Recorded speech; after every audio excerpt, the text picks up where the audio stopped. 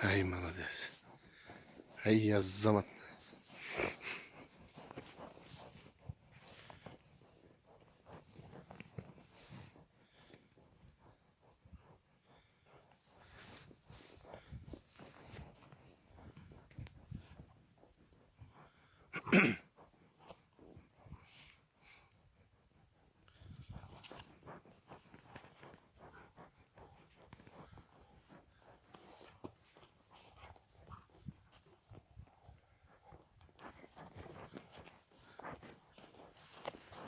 To'g'ri qarmadi.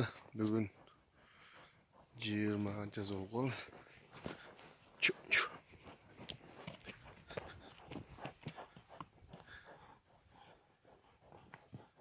Hay ya zaman.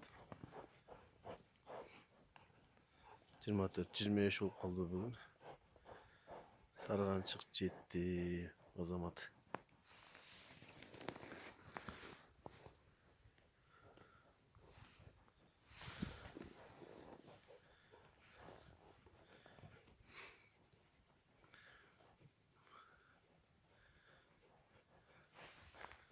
Oy, sen de çiteceksin gel.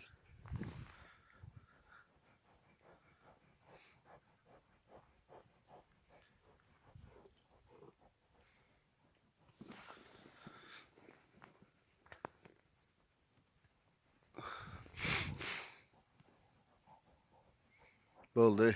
Koy. Sarı.